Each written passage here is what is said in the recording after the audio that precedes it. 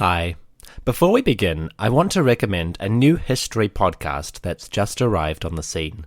Allow me to introduce the History of Vikings podcast. From the first origins of the Vikings and their sudden appearance at Lindisfarne, through the age of heroes and gods, and even into the nitty-gritty of Viking battle. Raiders, shield maidens, Asgardian gods, and longboats, it's all there in great depth and great detail. Check it out at thehistoryofvikings.com, on iTunes, or wherever you get your podcasts. I recommend it.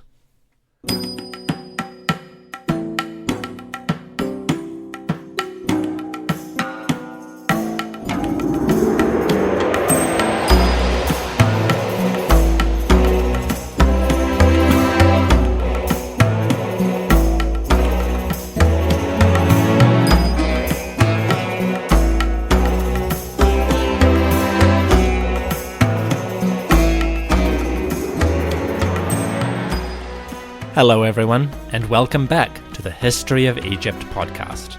Episode 97b, The In-Laws, a look behind the curtain at the inner life of Egypt's adopted royal family. This episode is brought to you by James Goodlive, in gratitude for his generous donation. Thank you, James, for your support. May Bess protect you while you sleep and bring prosperity to your daily life. To everyone listening, please enjoy the show.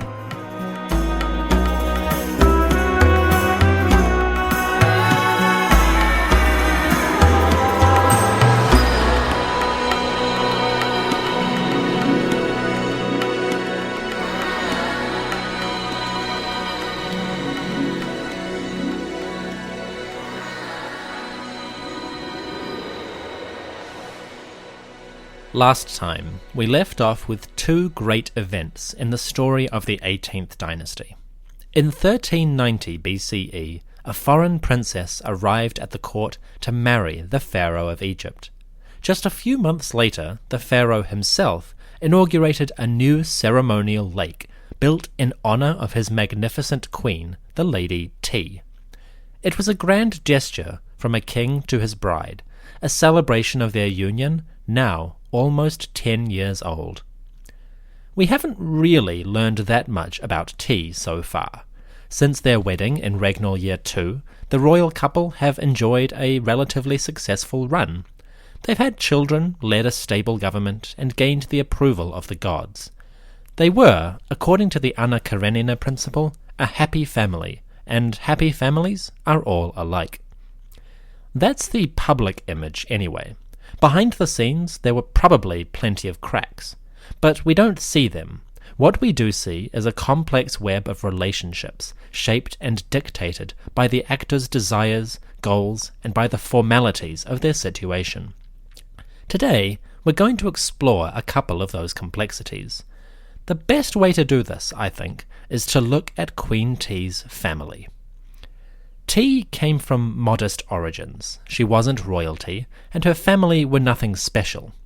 The fact that they rose as high as they did was almost a historical accident, a lucky break in what might otherwise have been a rather average lineage.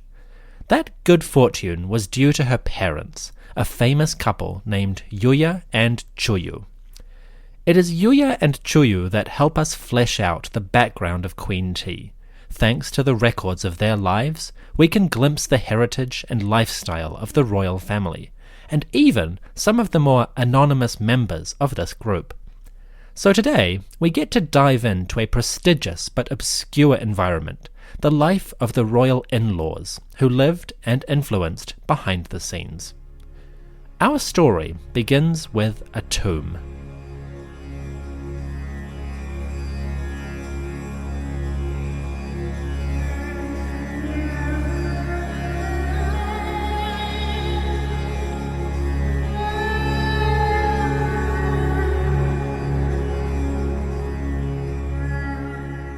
In the year 1905, early February, a wealthy American was making his way into the Valley of the Kings.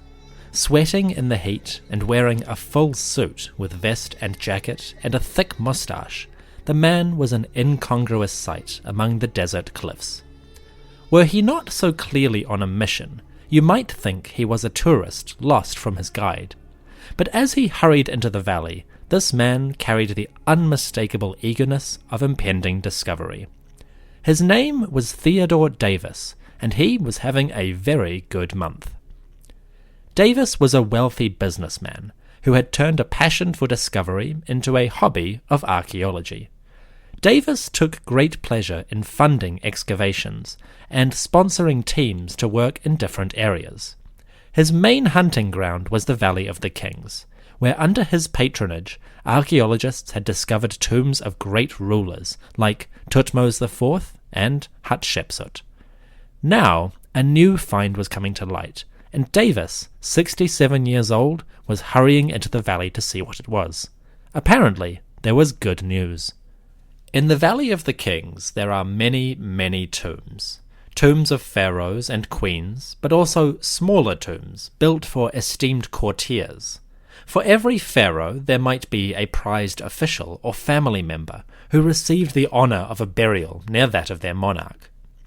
Over the centuries, dozens of these small tombs were constructed, with the result that the Valley of the Kings is filled with tiny sepulchres belonging to the servants of the pharaohs. Theodore Davis and his team were about to stumble on one of those. Sweating in his suit, Davis came to the foothills near the tombs of Ramesses III and Ramesses XI. This was a well-explored area, but the team dug anyway. With so many monuments around, it was always possible that something had been buried by the detritus of later projects. So Davis's workmen were clearing rubble in this area, just in case something came to light. That initiative was sound, and soon it would bear fruit. Davis approached the dig site. The chief workman, called a reis, or captain, showed him what they had found. There, in the rubble, a few inches of well-cut stone were visible, smooth and shaped in the unmistakable form of a step. A staircase buried in the rock was coming to light. As you can imagine, Davis was excited, and the clearance began immediately. Soon enough, a deep staircase was revealed. It went down at a sharp angle, descending a good 4 meters into the bedrock. Clearing all the rubble out took a while, almost a week, but eventually they reached the bottom. There, a doorway, sealed in plaster, waited. It was a new tomb, previously unknown. It seemed that Davis had hit the jackpot. Sadly, it became clear that robbers had already been at the crypt. A large hole in the top of the doorway spoke of diggers breaking in many centuries ago. Crestfallen, Davis pushed forward nonetheless, and the work continued. On the 13th of February, 1905, the opening of this tomb began.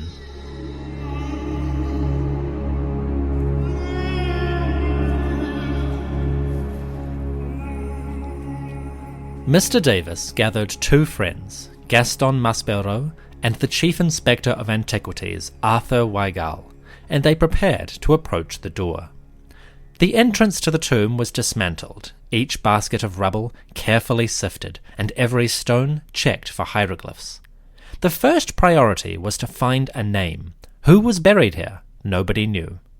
When nothing came to light, Davis ordered the passageway opened, and the exploration could begin.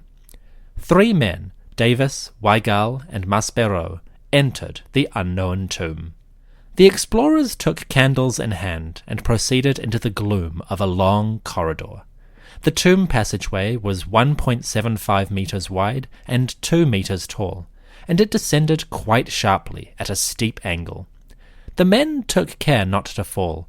Clutching their candles tightly, they crept down the passage until they came to a small platform. To one side of the main corridor, a small ledge had been cut into the right-hand side of the wall. Sitting on top of it was an oversized wig made out of flax and dyed black. A large bunch of flowers sat next to it, dried by the ages but still intact. Davis noted this find as, quote, an armful of dried flowers, which doubtless were offerings to the dead, as is done in our day and generation. End quote. Past this little niche of offerings, the tomb continued. Davis and company made their way down a second flight of steps, down towards a door. This must have been a burial chamber, for the doorway was sealed shut, stones covered in a thick layer of plaster. The men were ecstatic, but, again, dismayed. A large hole at the top of the doorway revealed the truth. Robbers had been at the burial already. The find might have been lost. On either side of this doorway, placed out of the way of passing feet, 2 pottery bowls stood silent guard. The bowls were made of red clay, about 30 centimetres wide, and they were splattered with the remains of plaster that had once been used to seal the door.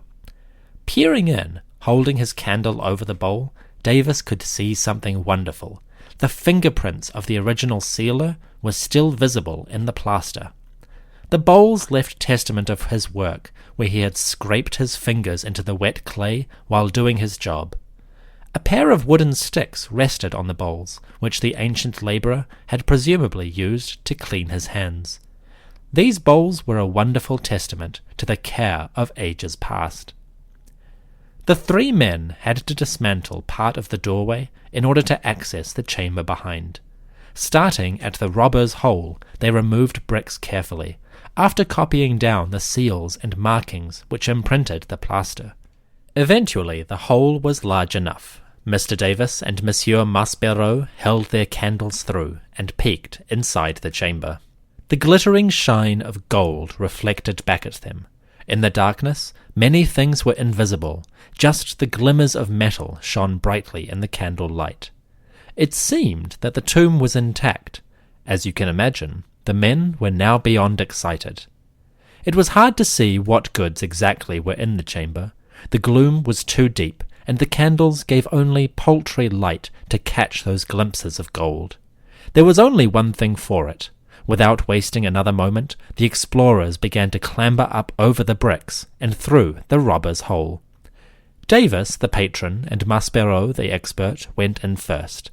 Mr. Weigall, the youngest, brought up the rear.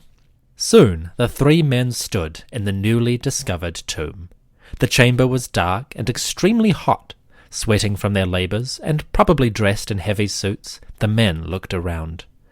Any physical discomfort was overshadowed by the glee which must have swept through them. Davis and company had made a find beyond reckoning, a wealthy burial completely intact. As they held their candles high, they could see shadows of large objects. Furnishings, burial goods, and treasures greeted their dazzled eyes. But despite this overwhelming vision, they still had no idea where they were. Whose tomb was this? Was it a pharaoh? The men began to explore. Their first stop was the coffins, and there they made their find. From Davis's writings, we can revisit this moment. Quote, "We held up our candles, but they gave so little light and so dazzled that we could see nothing. In a moment or two, I made out a very large wooden coffin, known as a funeral sled, which was used to contain all the coffins of the dead person and to convey them to his tomb. This sled was about 6 feet high and 8 feet long, made of wood covered with bitumen, which was still as bright as the day it was put on. Around the upper part of this sled was a stripe of gold foil, about 6 inches wide, covered with hieroglyphs.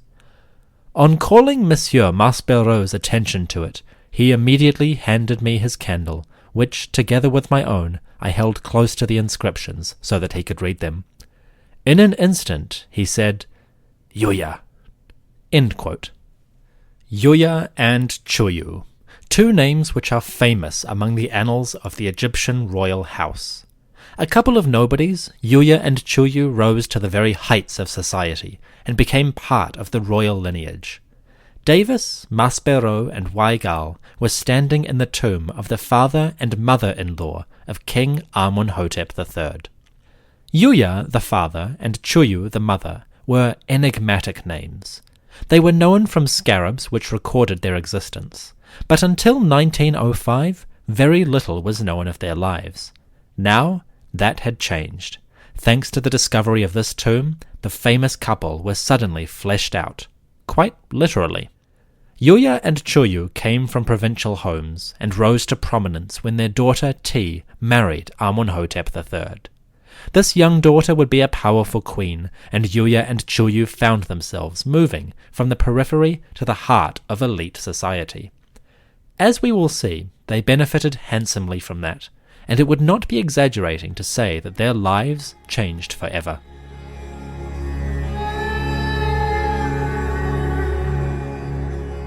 The three excavators were standing in the cramped burial chamber of the couple.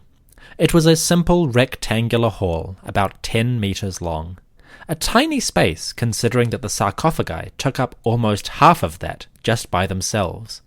Between the walls and the coffins, a huge assortment of goods had been piled up. Davis and company gazed around, and what greeted them was a vast assemblage of goods. There were square boxes holding the couple's canopic jars, gilded chairs, 3 of them, elaborately decorated and beautiful, 2 beds stacked up on top, and all manner of ornaments and amulets completed the vast pile. There were also jewellery boxes, shrines full of shabtis, a basket for wigs, a mat, and even a whole chariot. Basically, it was the complete personal inventory of a fabulously wealthy couple, stacked and packed into a small space deep underground. Many of these objects were plated in silver and gold. Talk about the motherlode, right? Everywhere Davis and company looked, they saw wealth, the wealth of royalty, carefully preserved and stored for eternity. On almost every surface, hieroglyphs recorded the titles and lives of these 2 influential people. But before we start unpacking the tomb, let's explore those lives a little bit.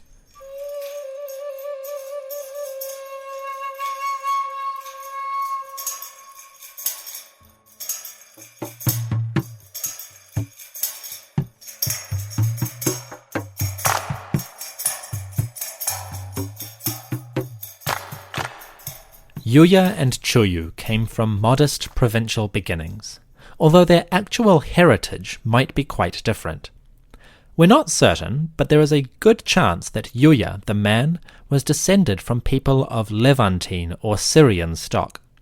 For one thing, the shape of his cranium is very unusual, large, extending backwards, in a type not commonly seen in Egyptian mummies.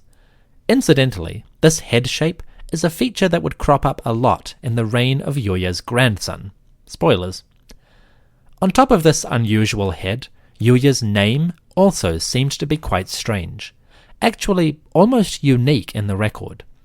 The name Iouiya, spelled Iouiya, is so rare that the scribes and artists who decorated his funerary equipment seem to have had trouble spelling it right. In different contexts, Iouiya's name would be spelled with quite different hieroglyphs. Sometimes it appears as Iyaa, quite concise. Other times, though, it's spelled almost phonetically, with pronunciations like Iyawu, Ioui, Iyawi, Iouiya, and Iyai.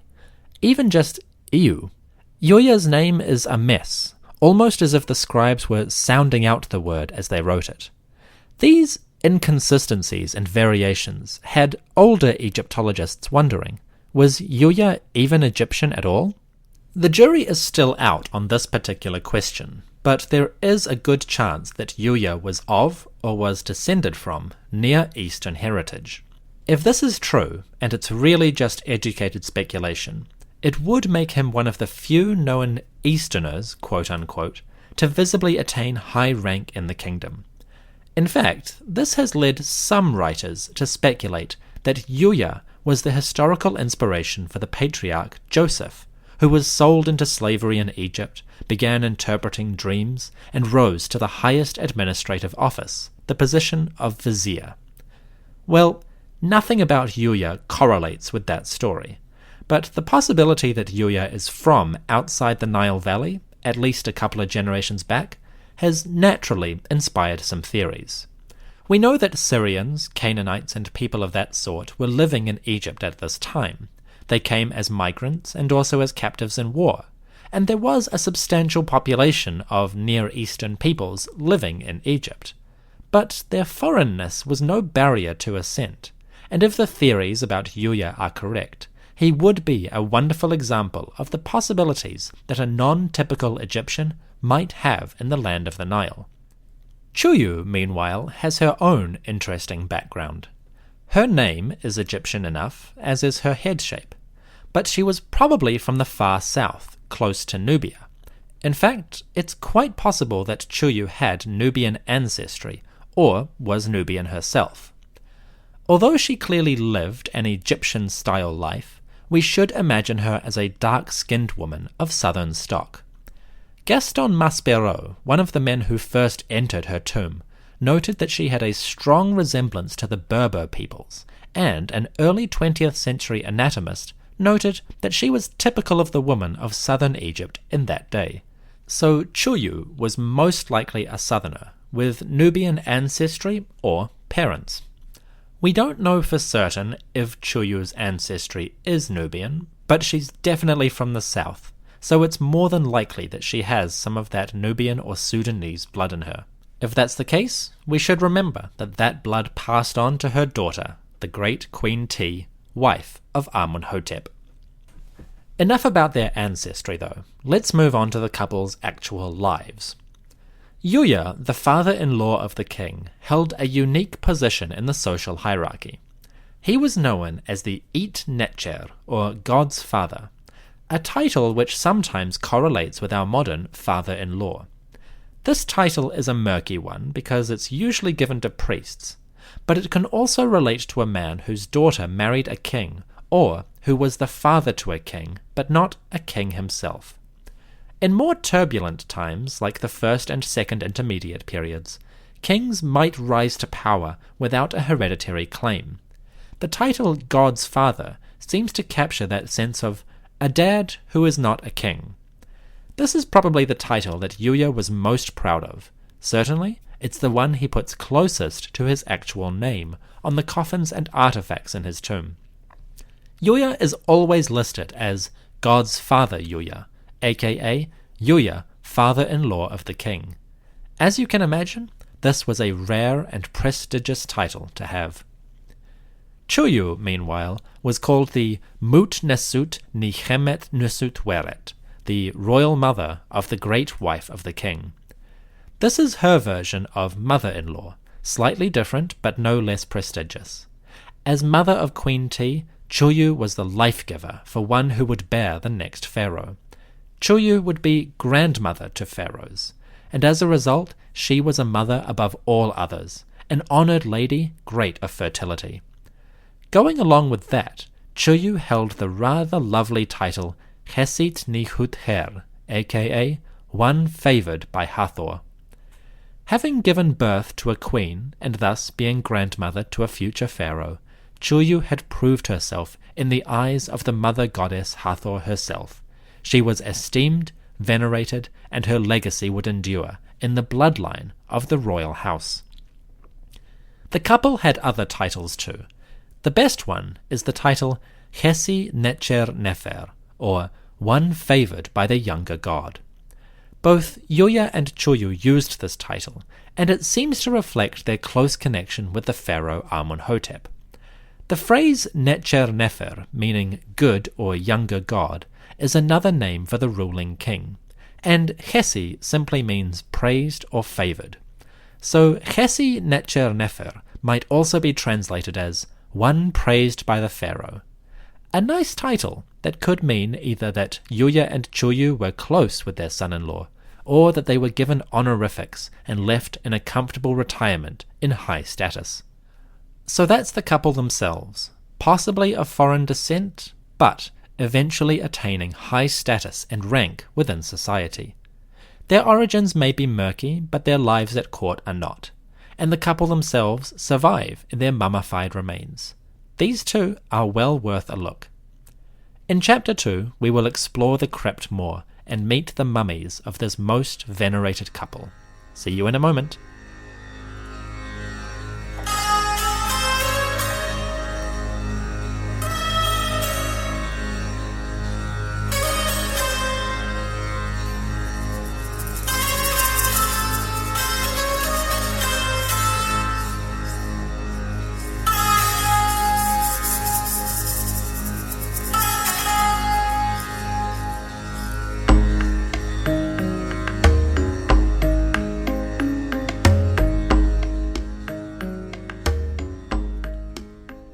In 1905, three men stood in a chamber.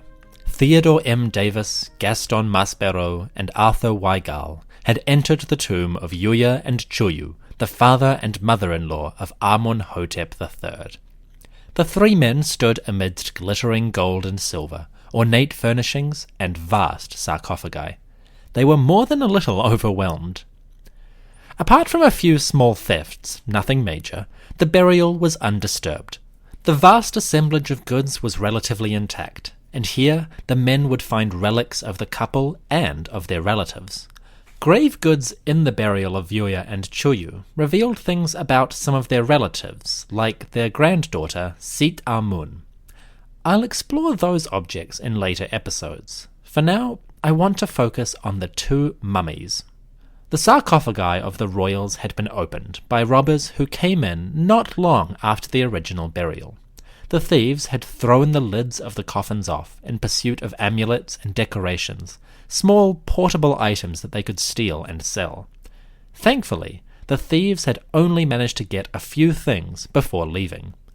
When Davis and company looked into the coffins, a welcome sight greeted their eyes. Iouiya and Tjuyu were lying mummified where they had rested for millennia. Originally, each body had lain within 3 coffins, nestled within one another like Russian dolls. With the lids removed, the mummies were visible in their wrappings. The bodies of Iouiya and Tjuyu were finely prepared, covered in shrouds, and they wore golden masks. Like their great-grandson Tutankhamun would do, they went to eternity bearing faces of glittering metal, finely carved and decorated. Looking into the coffins, the excavators could see the untouched beauty of these ancient masks. Words can't do justice to the refined craftsmanship of Iouiya and Tjuyu's mummy masks, in particular Tjuyu's. Have you ever tried describing the Mona Lisa? It's a bit like that. The mask of Tjuyu has a wonderful, cheerful smile. The mask of Iouiya has wonky eyes and a somewhat unamused expression. For my money, the mask of Tjuyu is one of the most beautiful ever found.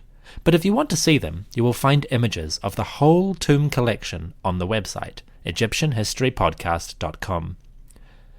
The bodies of Iouiya and Tjuyu are perhaps the most perfectly preserved mummies ever discovered. Not only are they in excellent condition, but the mummification itself was damn near perfect. These two factors combine to give us an unparalleled glimpse of their faces and features. Again, pictures will do better than words, but a brief description is worthwhile. Tjuyu, the lady, lies in serene repose. She has an oval-shaped face with high cheekbones. Her lips are thin but graceful, a wide mouth, perhaps caused by rigor mortis. Her eyes are wrinkled, suggesting great age when she died. Her hair was white, but the embalmers dyed it with a reddish tint during mummification, giving her an orange crop of hair. She had a receding hairline or a high brow, and her hair sits well back on her head. Chuyu's ears are pierced in 2 places, and it looks like her nose might have been as well. Her body is aged about 60 when she died, and she was about 1.5 meters tall, almost 5 feet. In other words, a tiny little lady indeed. Iouiya, the man, is a handsome chap, square-jawed, strong chin, high cheekbones, prominent curved nose. His lips are thicker than his wife's, and again he has a deceptively wide mouth caused by stretching in death. His hair also sits well back on his forehead, and again it was white, but dyed orange. The eyes of Iouiya are less wrinkled than his wife's, and his ears were not pierced. His chin still has its stubble, a bristly trace of the beard that he might have shaved in life. Iouiya's hands are held up near to his chin, a very unusual pose which might relate to that Near Eastern heritage that some people suggest. Either way, his mummy is as perfect a specimen of the art as you can hope to find. His face is dignified in its slumber and eternal in its visage. Simply put, these two mummies are stunning. In 1905, during the discovery, Mr. Davis had the opportunity to sit and rest beside the coffin of the Lady Tjuyu. Overwhelmed by his discovery, he simply stared at the face and observed her in her rest. Quote, "When I first saw the mummy of Tjuyu, she was lying in her coffin, covered from her chin to her feet with a very fine mummy cloth, arranged with care. Why this was done, no one can positively state, but I think that the robber was impressed by the dignity of this woman whose body he had desecrated. I had occasion to sit by her in the tomb for nearly an hour, and having nothing else to do or see, I studied her face and indulged in speculations. Soon her dignity and character so impressed me that I almost found it necessary to apologize for my presence." End quote. Mr. Davis sat beside the coffin of Touiyou and gazed upon her serene visage. The lady smiled, undisturbed by the millennia, and her image has become enduring. Touiyou's face, 3,400 years old, is startlingly familiar. You might recognize her on the street any day. The faces of Iouiya and Touiyou are the faces of Egypt's most lavish age, a time when the splendor of the royal household was beyond any comparison. Today, they are a hauntingly familiar and personal sight, a woman and a man in all the dignity and fragility of death, gazing upon eternity. Back in 1390 BCE, Iouiya and Touiyou were very much alive and enjoying their time in the high society of Egypt. As parents of a queen, parents-in-law of a pharaoh, they had status and wealth. They enjoyed their privileges immensely. Neither Iouiya or Touiyou had much political power per se. They were respectable and probably always invited to the banquets. But their actual influence in the court seems to have been ceremonial for the most part. At the very least, it was behind the scenes, soft power rather than administrative. So the status and authority of their position really went to their daughter. While Queen Tiy ruled the land, Iouiya and Touiyou enjoyed a comfortable palace life. A nice retirement if you can get it. When the explorers entered the tomb of Iouiya and Touiyou, they found it almost exactly as it was left, 3,300 years earlier.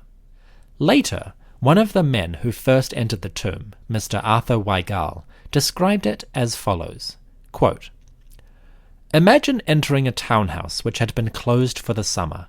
Imagine the stuffy room, the stiff, silent appearance of the furniture, the feeling that some ghostly occupants have just been disturbed, the desire to throw open the windows to let life into the room once more.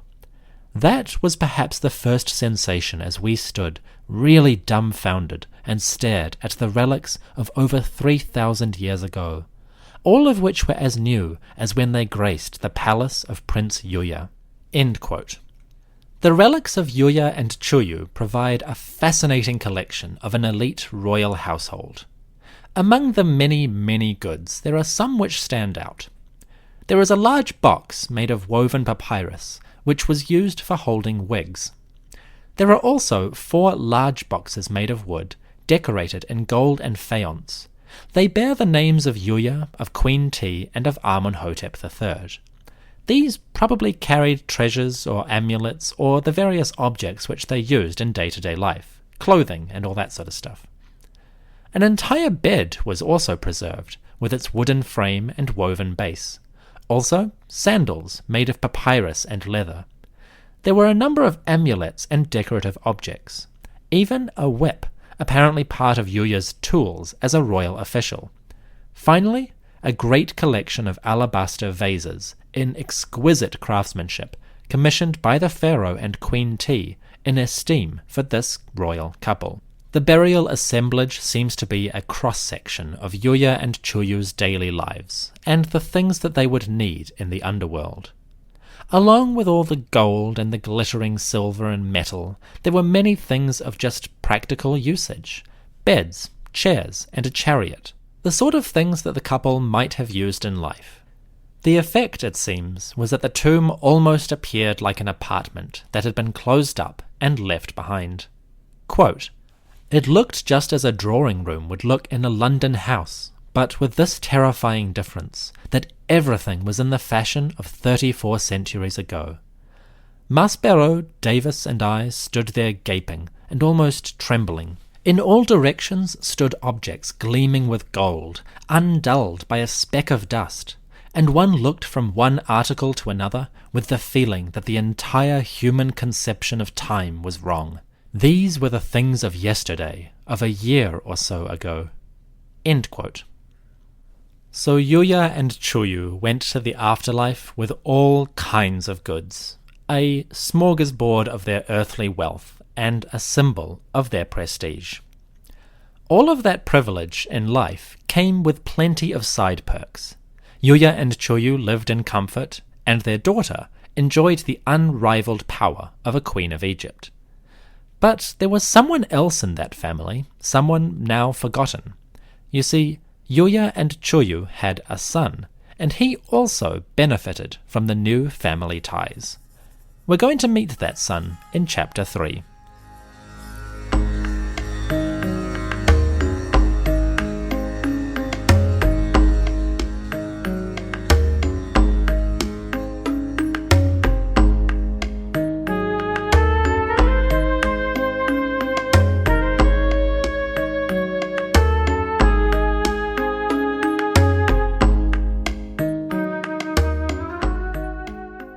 We will leave Iouiya and Touiyou to one side. Their tomb is magnificent, and there is more to be said. But for the rest of this episode, I want to focus on someone else. It's not mentioned very often, but alongside their famous daughter, Iouiya and Touiyou also had a son, and this son left quite a valuable record. His name was Anen. Anen lived a curious life. A man of prestige, he held high office. Connected with the royal family, he enjoyed great wealth. But he was unexpectedly modest, and were it not for a single random reference, we would not know at all that this man was the brother to a queen. On one of the coffins belonging to Touiyou, Anen's mother, a band of gold marked with hieroglyphs records the words, Anen, her son. That's the only reference in all the records of this man which marks the connection between Iouiya, Touiyou, Tiy, and Anen.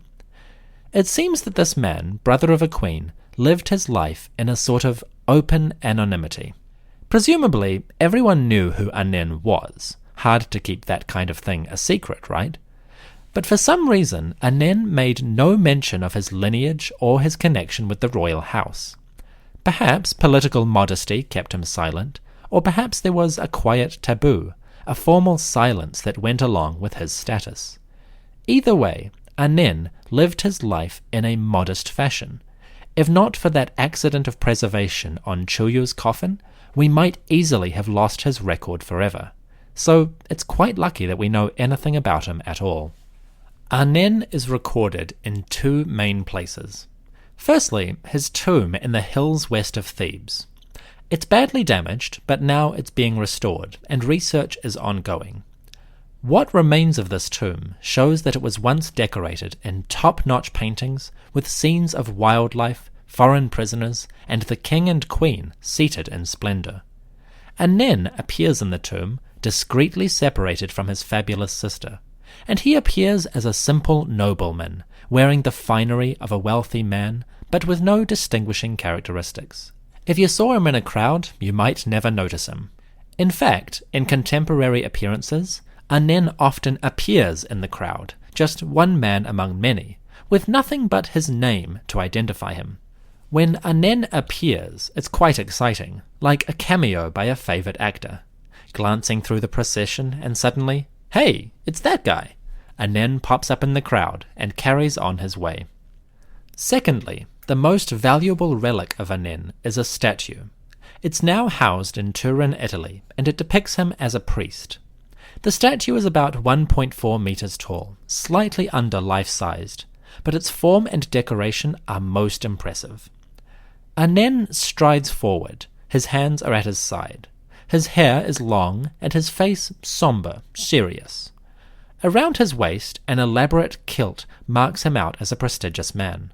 Over his torso, he wears a remarkable item, the garb of a priest, a leopard skin. Draped over his left shoulder, the skin of a leopard acts like a cloak. Its head hangs over his stomach, and the skin itself is decorated in stars. Why stars? Well, that has to do with Anen's job. Anen was, first and foremost, a member of the priesthood. His most prestigious titles connect him with the temples, and his statue reinforces that role.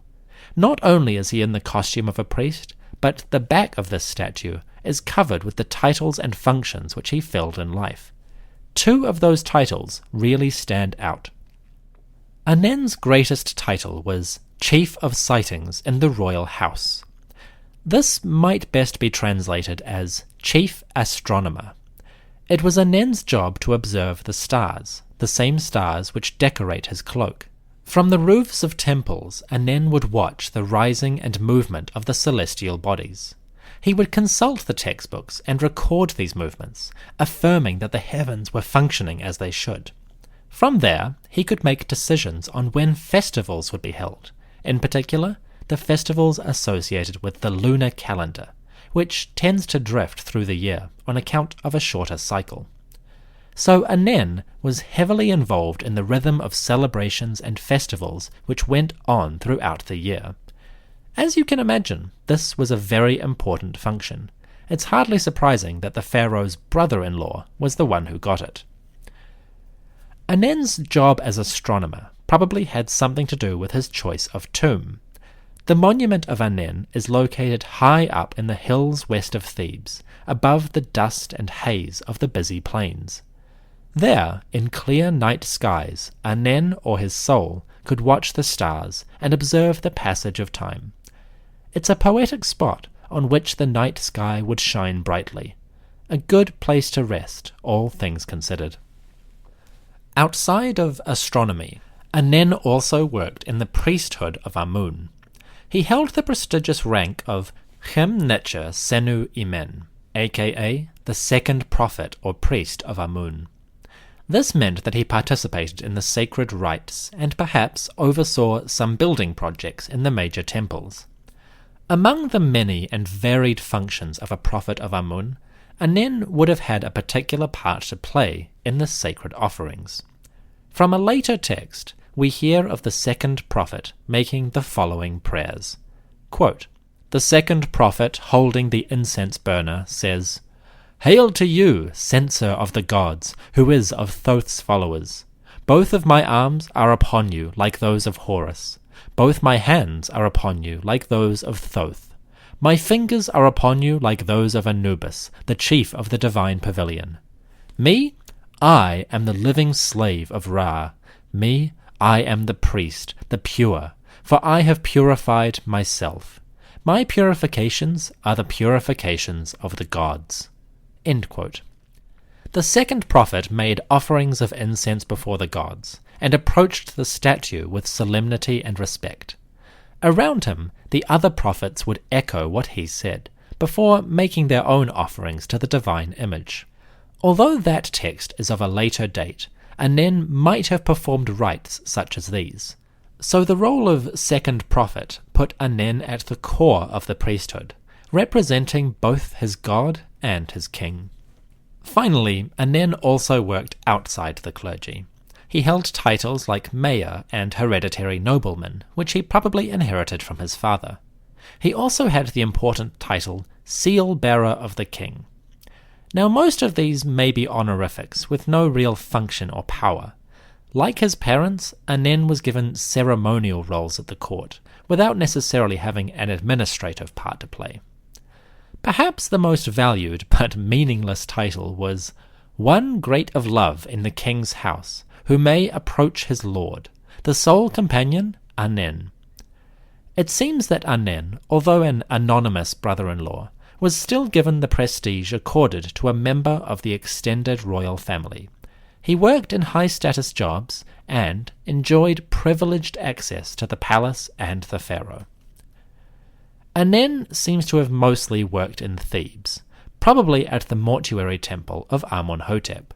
There, he served Re in his various incarnations, Amun-Re, Re-Atum, Re-Horakti. By day, Anen would make offerings to the god's image. By night, he would observe the stars and plot the course of the heavens. These rituals made Anen a key player in the religious life of the southern city. Anen worked at the very heart of the solar religion. It's entirely possible that Anen tutored his nephews, the princes of the realm, in this religion of Ra. Anen would have great success in his religious life. He spent a good 15 to 20 years working in the temples of the land. At the pharaoh's mortuary temple, rising on the west bank of Thebes, Anen participated in its rites and offerings. Presumably, he did a lot of celestial observations from its roof. He would also serve in the Grand Sed Festival, the first jubilee of the king, which arrived in regnal year 30. That was probably the largest ceremony of his life, an over-the-top extravaganza dedicated to his brother-in-law. Anen would have worked tirelessly in the proceedings of this celebration. We will come to the Sed Festival soon, but that is going to be a bit of a whirlwind, and we wouldn't want to miss Anen in all of that chaos. Anen, the cameo man, would be in the background of the Sed Festival, and a valuable participant in its many rituals. So we will see him again soon. Jumping ahead a bit, Anen probably lived just a few years past that Sed Festival. Around 1370 BCE, maybe a bit later, he passed away and entered the annals. With characteristic quietness, Anen went to his tomb as a private individual. Were it not for the wealth of the man, we might have no idea of his status. It was thanks to his mother Tjuyu that the relationship was recorded at all. One notable relic survives from the tomb and burial of Anen. It is a Shabti figurine, one of the answerers who would labour on his behalf in the field of reeds. The Shabti takes the form of a mummy with Anen's face and hair, and he is wrapped in a shroud. On his chest, the ba or soul rests as a bird. It is a small but beautiful little piece, which now sits unobtrusively in The Hague, Netherlands. So the life of Anen, brother of Tiy, son of Iouiya and Touiyou, was a curious case of wealth and prestige and discretion. We will never know if he was particularly modest in person, but the surviving traces suggest, at the very least, he was discreet. He was, dare I say, anonymous.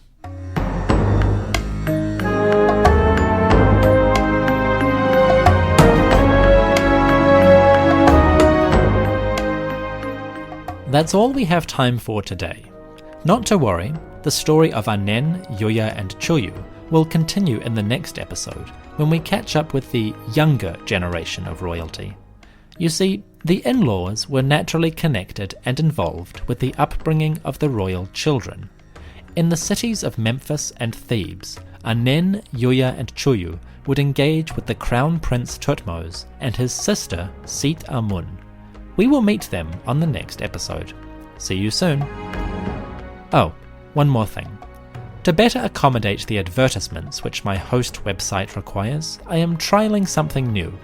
I'm going to have the ad break now, and then include a short epilogue to the episode. I'm hoping to do this more in future, as a way of avoiding any interruptions to the main narrative. If you'd be so kind, let me know how this works for you. Is it an improvement? Fire me an email, and I'd be very grateful. Cheers!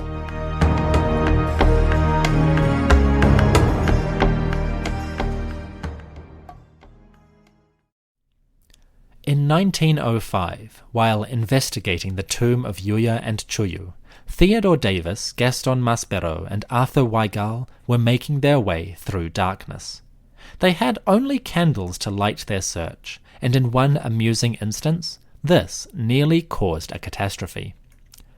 When they first entered the burial chamber, Davis and company found the large sarcophagi of the ancients resting where they had been placed 3,300 years before. The men did not know at first to whom these coffins belonged, and they tried to use their candles to get a better look. Maspero hunched over the hieroglyphs, and Davis held the flickering lights close. When he did, there was a near miss. Quote, "I held the candles before my eyes, close to the inscriptions, so that Monsieur Maspero could read them. In an instant he said, 'Iouiya.' Naturally excited by the announcement, and blinded by the glare of the candles, I involuntarily advanced the lights very near the coffin, whereupon Monsieur Maspero cried out, 'Be careful!' and pulled my hands back. In a moment I realized that had my candles touched the bitumen resin which covered the coffins, which I came dangerously near to doing, the coffin would have been in a blaze. As the entire contents of the tomb were inflammable, and there was a corridor directly opposite the coffin leading to the open air and making a draught, we should undoubtedly have lost our lives. The only escape was by corridor, which would have necessitated climbing over the stones which barred the doorway. This would have retarded our exit for at least 10 minutes. End quote. The men were in a small enclosed space amid objects made of wood. Those objects were dry and brittle, and many of them, like the sarcophagi, were coated in protective resin. Behind the men, a small hole in the doorway led to the outside world and provided a source of air. In other words, the men were standing in an oven, and Davis had almost thrown the switch. Had the candle flames touched the coffins, particularly the resin, a fire would have started. This fire would have engulfed the artifacts and the mummies like it was a room full of kindling. Flames and smoke would have filled the chamber in minutes, and a suffocating pall would have laid over the space. What's worse, the only way out was that small hole in the doorway, a hole that would have taken several minutes for them all to navigate. Had the candle sparked a fire, the men would certainly have died. Davis got lucky, and his candle did not touch the resin. He avoided a blaze just barely, and the contents of the tomb were preserved. But it was a close call, and if not for Maspero's quick reaction, the afterlife of Iouiya and Tjuyu might have been very different indeed. What's more, the lives of 3 men might have ended in the most horrifying circumstances. Thank heavens for Maspero. Thanks for listening to the History of Egypt podcast. I hope you've enjoyed this episode. If you have any questions, drop me a line at egyptpodcast@gmail.com. That's egyptpodcast@gmail.com. I'd love to hear from you.